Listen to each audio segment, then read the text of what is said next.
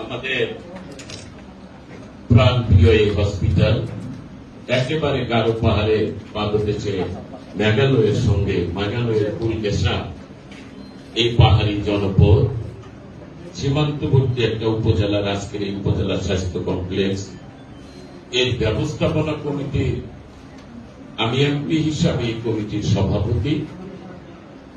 আমি আজকের এই প্রথম এই ব্যবস্থাপন কমিটির সভায় উপস্থিত আছেন।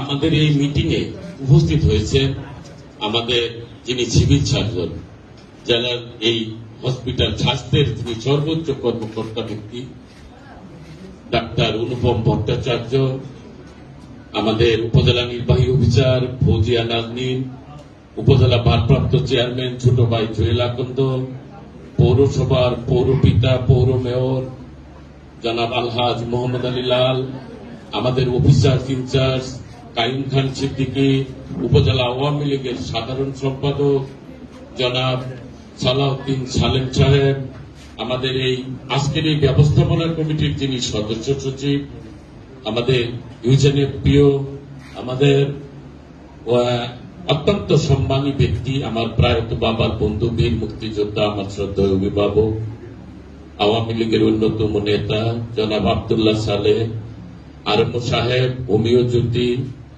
সম্মানিত এই ডাক্তারদ্বয়, আমাদের উপজেলা আওয়ামী লীগের সাংগঠনিক সম্পাদক মেরাজউদ্দিন চৌধুরী, অ্যাডভোকেট মেরাজউদ্দিন চৌধুরী, উপজেলা যুবলীগের সাবেক সাধারণ সম্পাদক অন্যতম আওয়ামী লীগের নেতা আলমগীর হোসেন, যুবলীগের সম্মানিত সভাপতি লিয়াকত হোসেন লিটন, জাতীয় শ্রমিক লীগ উপজেলা শাখার সম্মানিত সভাপতি সাধারণ সম্পাদক রয়েছেন, আমাদের ছাত্রলীগের নেতৃবৃন্দ, বিভিন্ন সহযোগী সংগঠনের নেতৃবৃন্দরাও এখানে আছেন, আমার সাংবাদিক বন্ধুগণ আছেন এখানে, আমাদের গড়িয়াকালীচর ইউনিয়ন আওয়ামী লীগের সম্মানিত সভাপতি, এই কমিটির সম্মানিত সদস্য আমার অত্যন্ত শ্রদ্ধেয় জনাব এম এ খালেদ সাহেব সহ আমাদের যেমন উপজেলা চেয়ারম্যান সাবেক ওনার সুযোগ্য সন্তান শাহিন এখানে আছেন, অনেক নেতৃবৃন্দ এখানে উপস্থিত রয়েছেন, আমাদের গড়িয়াকালীচর উচ্চ বিদ্যালয়ের প্রধান শিক্ষক জনাব মনিরুজ্জামান সহ আমাদের সম্মানিত আমাদের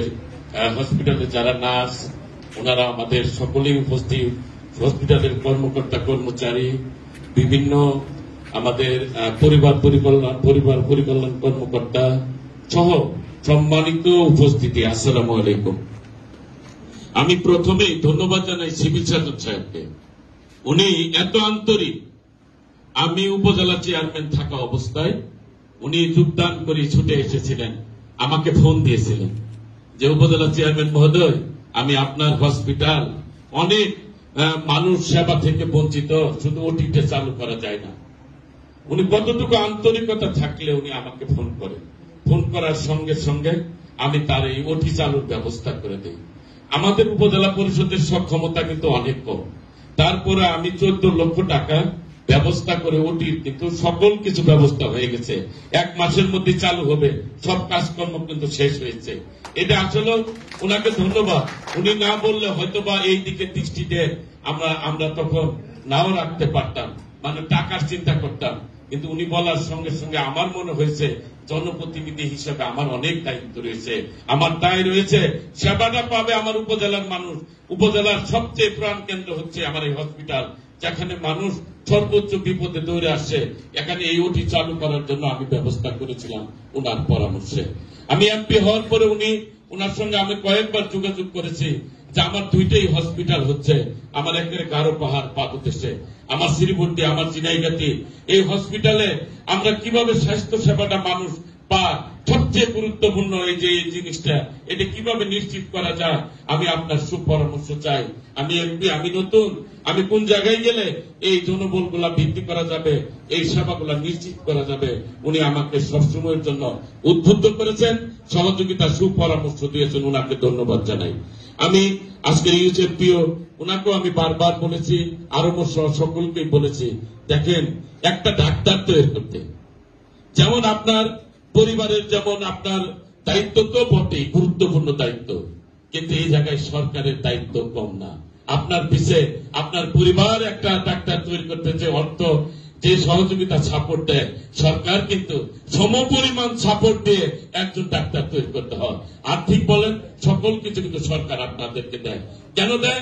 একটা ডাক্তার গুরুত্বপূর্ণ, আমার দেশের মানুষের সেবায় তারা কাজ করবে, এই কথাটা আপনাদেরকে মনে রাখতে হবে। সিভিল সার্জন সাহেব বলছে, আমি আপনাদেরকে একটা কথা বলি, আমি এমপি হওয়ার পরে 3 দিন পরে শপথ, তারপরে আমাদের অধিবেশন ছিল 1 মাসের অধিক। অধিবেশন চলা অবস্থায় আসলো মাহে রমজান, পবিত্র রোজার মাস। রোজার মাসে আমি রোজা, আবার উপজেলা পরিষদ নির্বাচন, অনেক জায়গায় কিন্তু আমি বাইরে হতে পারি নাই। কিন্তু আমি আমার প্রিয় ডাক্তার বিন্দুদেরকে অনুরোধ করব, কর্মকর্তা কর্মচারী হসপিটালে যারা আছেন, আউটডোর খোলার নিয়ম 8টা থেকে আমি জানি। ডাক্তার সাহেবেরা যারা আছেন, আমি কিন্তু এখানে জানেন আমি একেবারে 3